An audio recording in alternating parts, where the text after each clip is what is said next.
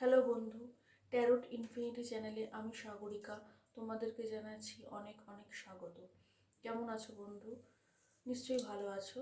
ঈশ্বর, ইউনিভার্স, বড় মাকে স্মরণ করছো এবং যত তুমি ঈশ্বরের সাথে কানেক্টেড হবে ততই কিন্তু তোমার সোল পারপাসের দিকে এগিয়ে যাবে। এটা সবসময় মনে রেখো বন্ধু। তো চলো আজকে আর কথা না বাড়িয়ে দেখবো তোমার মনের মানুষের কারেন্ট ফিলিংস, যার কথা মাথায় নিয়ে তুমি এই রিডিংটা দেখতে এসেছো, সেই মানুষটির current feelings.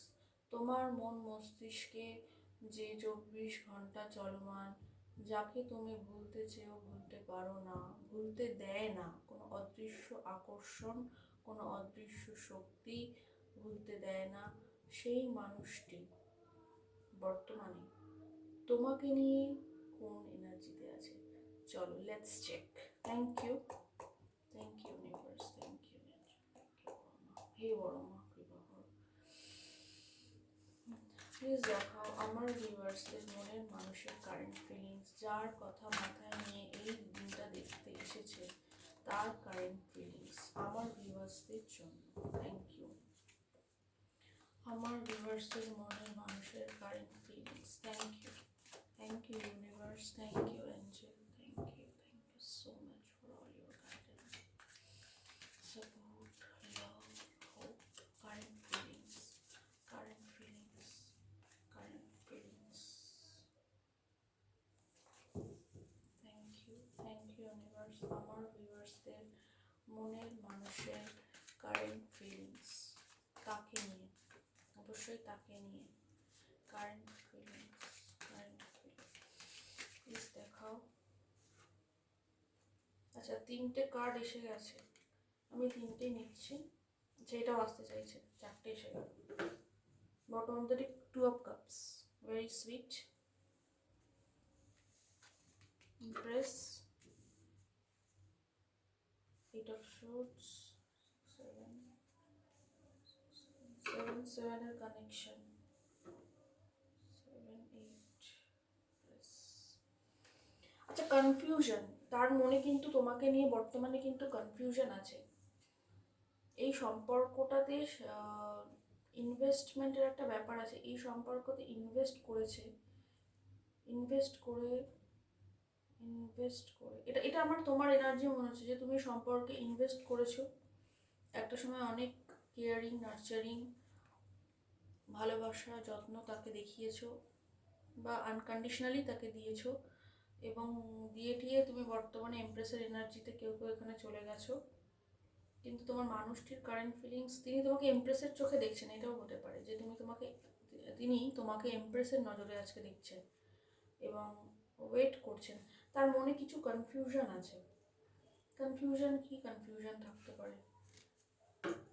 Please clarify 7 of cups, please clarify 7 of cups. Thank you, thank you universe, thank you angel, please clarify 7 of cups. 7 of কাপসটা এখানে কেন হবে? কি কনফিউশন আছে, কি কনফিউশন আছে? Thank you universe, thank you. কি কনফিউশন আছে?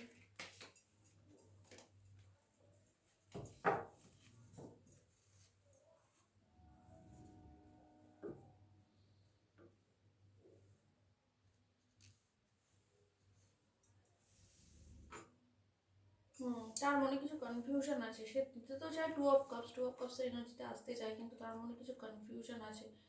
সে হয়তো, তাকে ঈশ্বর কিন্তু একটা কাপ দিচ্ছেন, কিন্তু সে সেদিকে না তাকিয়ে দুঃখী হয়ে বসে আছে। এই সম্পর্কে তার কিছু কনফিউশন আছে, তোমাকে নিয়ে কিছু কনফিউশন আছে তার। এবং কখনো কখনো তার মনে হয় তার হাত পা বাঁধা, সে অ্যাকশন নিতে পারবে না। তার কখনো কখনো এরকমও ফিল হয়, এরকম ফিল হয় যে সে ইমোশনের সাথে কানেক্টেড নয়। এটা তো তার এনার্জি দেখছি, সে ইমোশনের সাথে কানেক্টেড নয় বর্তমানে, ইমোশনের সাথে কানেক্টেড নয়। আজকের এনার্জিতে সে ইমোশনের সাথে কানেক্টেড নয়। তার মনে হচ্ছে আমার হাত পা বাঁধা, আমি কি করে অ্যাকশন নেব। 2 অফ কাপসের এনার্জিতে আসতে তো চাই। 2 অফ কাপস অর্থাৎ রিউনিয়ন, লাভ। দেখো, ভালোবাসার কাপটা মানুষটা তার প্রেমিকাকে দিচ্ছে, অর্থাৎ অর্থাৎ এই এনার্জিতে সেটা আসতে চাইছে, কিন্তু তার মনে আছে চূড়ান্ত কনফিউশন যে সে কীভাবে এই 2 of Cups অবধি, এই এনার্জি অবধি সে পৌঁছাবে। কোথাও তার আটকা বাঁধা এরকম ফিল হয়।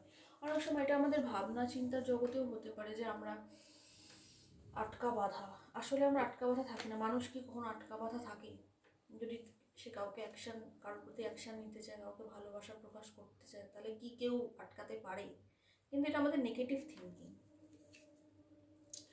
এবং 7 of Pentacles, ইনভেস্টমেন্ট করেছো, তুমি ইনভেস্ট করেছো, এইটা আমার তোমাকে মনে হচ্ছে, কেন জানি না।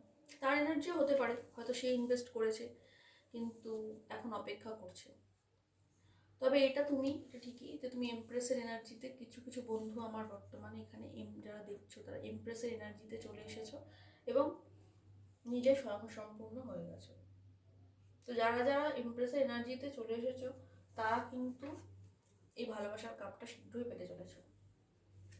কিন্তু যতই বলো তোমার পার্টনারের মনে একটা কিন্তু দ্বিধাদ্বন্দ্ব, একটা ডিলে আছে। দেখো 3 of Wands হচ্ছে ভাবনা চিন্তা করছেন, প্ল্যানিং করছেন যে কীভাবে আসা যায়। এই সম্পর্ক কিছু প্রতিবন্ধকতা, কিছু অবস্টাকলস থাকতে পারে, যেটার জন্য হয়তো তিনি ঝটপট আসতে পারছেন না।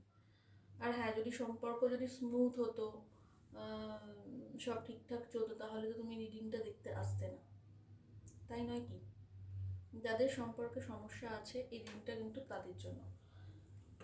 তো যাই হোক, তার কারেন্ট এনার্জিতে তিনি কনফিউজড। আমার ভীষণভাবে মনে হচ্ছে তিনি কনফিউজ। তাকে ঈশ্বর যে কাপটা দিয়েছেন তিনি সেটা গ্রহণ করতে চাইছেন না। এবং তার মনে তো আছে, তার মনে তো হচ্ছে যে টু অফ কাপসের এনার্জিতে আমাকে আসতে হবে, এই সম্পর্কে তিনি ভালোবাসা ফিল করেন, কিন্তু কিভাবে আসবেন সেটা নিয়ে তার মধ্যে কিন্তু খুব দ্বিধাদ্বন্দ্ব আছে। কারণ তার এখনো মনে হচ্ছে তার হাত পা বাঁধা, আটকা বাঁধা, কিভাবে তিনি আসবেন।